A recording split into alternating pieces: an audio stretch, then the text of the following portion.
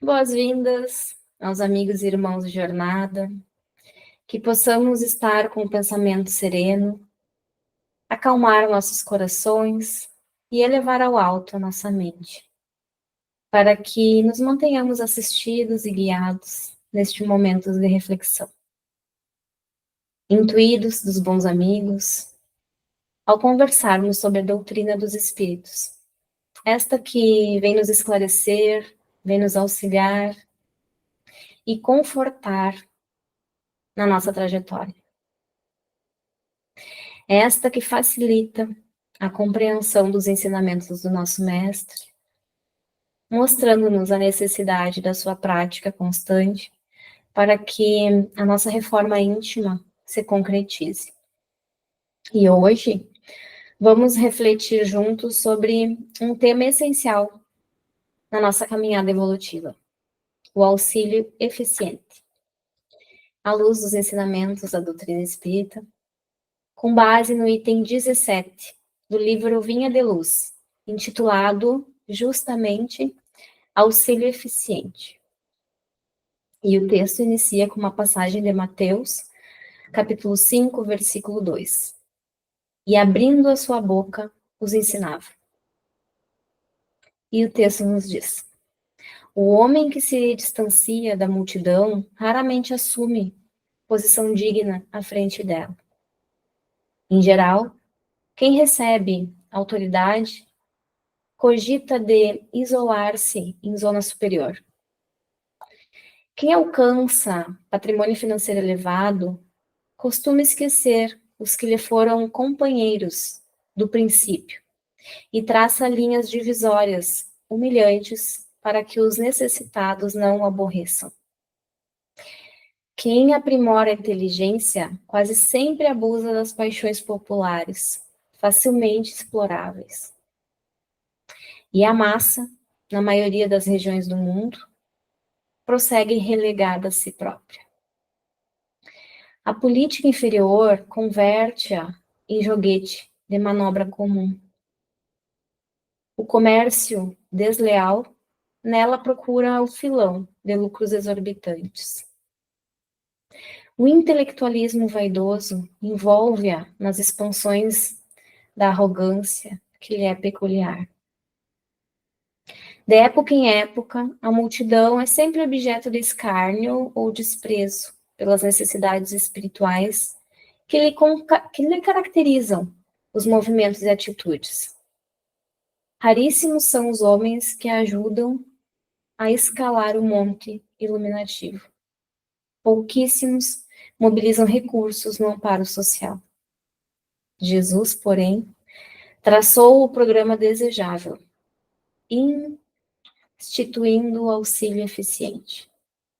Observando que os filhos do povo se aproximavam dele, começou a ensinar-lhes o caminho reto, dando-nos a perceber que a obra educativa da multidão desafia os religiosos e cientistas de todos os tempos.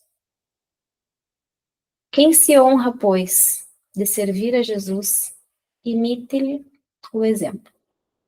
Ajude o irmão mais próximo a dignificar a vida, a edificar-se pelo trabalho sadio e a sentir-se melhor.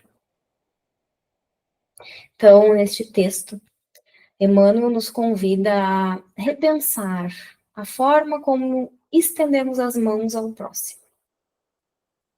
Muitas vezes confundimos ajuda verdadeira com a simples oferta de conforto imediato. No entanto, o verdadeiro auxílio eficiente não é aquele que apenas alivia a dor momentânea, mas aquele que estimula o crescimento espiritual, promove o despertar da consciência e orienta para a responsabilidade. Quando diante de um irmão que nos ofende, nos insulta, quando nos calamos, estamos agindo com caridade, porque estamos evitando que algo pior aconteça. Quando esquecemos a ofensa, falamos com o outro, escutamos suas dores, estamos agindo com caridade. estamos agindo com amor. A caridade é cuidadosa, é respeitosa, é quando aprendemos a suavizar a doação que fazemos ao outro para não ferir a sua dignidade. É quando temos o cuidado de embalar o presente a ser doado. Sejamos cuidadosos ao oferecer ajuda. Mesmo na doação material, podemos ofender o próximo. Quando doamos roupas rasgadas, ou algo quebrado, sem funcionalidade, ou ainda quando questionamos uma criança ao pedir um determinado produto à porta do supermercado, por exemplo. Quando essa criança especifica o que deseja ganhar. Pensemos um minuto.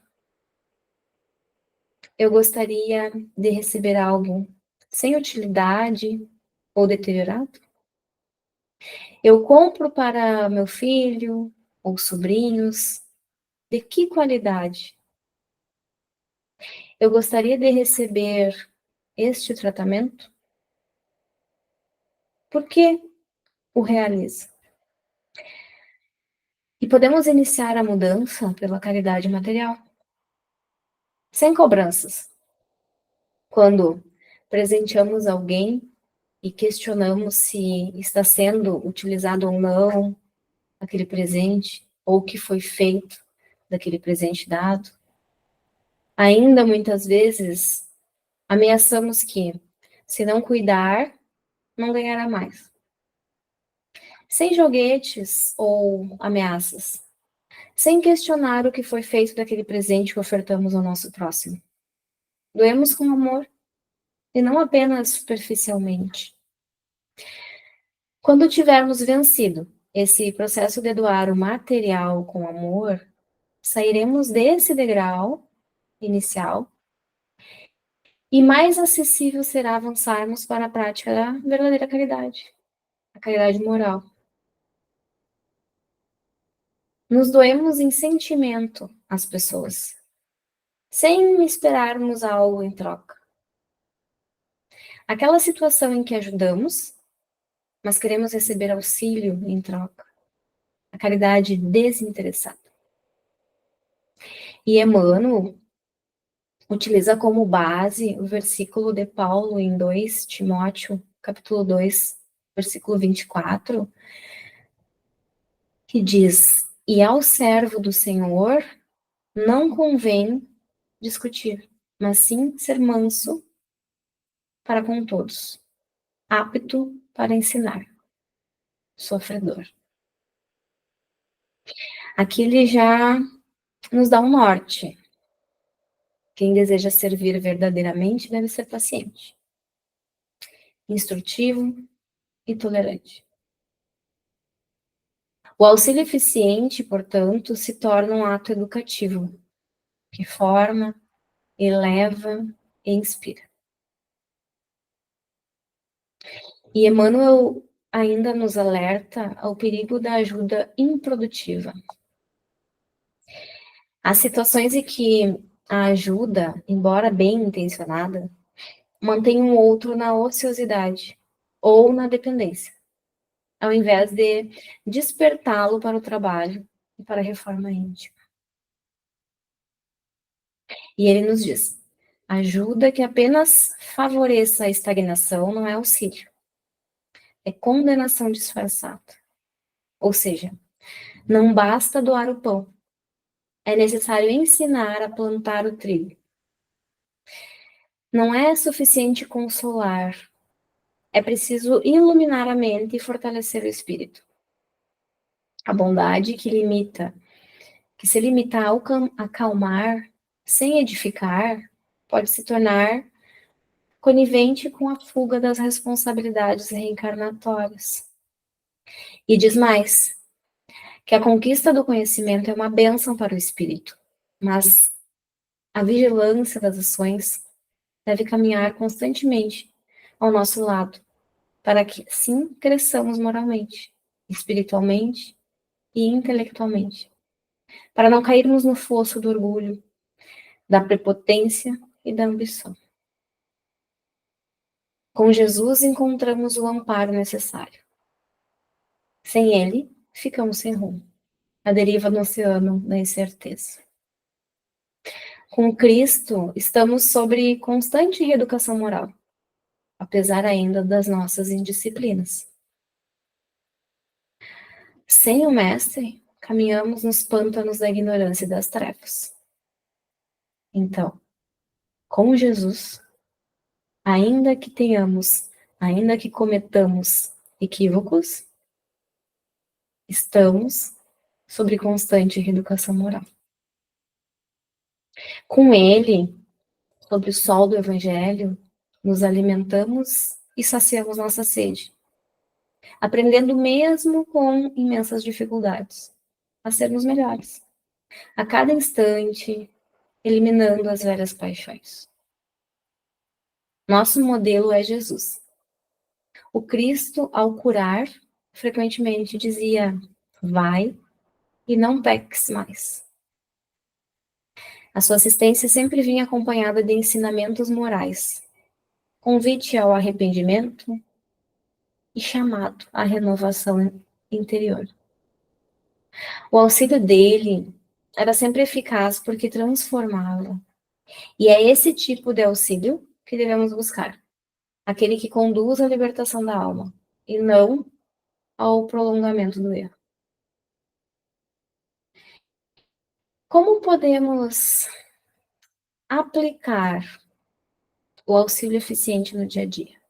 No centro espírita, no lar ou na convivência social? No atendimento fraterno, ouvir com carinho, mas orientar com lucidez. Na assistência material, doar, mas também educar e estimular o trabalho digno. No convívio com os entes queridos, acolher com ternura, mas também ensinar pelo exemplo. Então, o verdadeiro auxílio eficiente, sobre a ótica espírita, é aquele que respeita o livre-arbítrio, valoriza a dignidade do ser humano e promove o progresso espiritual. Ele é mais do que um gesto de socorro. É um ato de amor consciente, que não tira a prova do outro, mas caminha ao lado dele, encorajando, inspirando e elevando. Como nos diz Emmanuel, a caridade que sustenta sem esclarecer é como lâmpada que acende sem luz. Que possamos, então, em nome do Cristo, acender luzes por onde passarmos. Não luzes ilusórias, mas as que guiam para o bem, para o dever e para a verdadeira libertação do espírito. Que assim seja.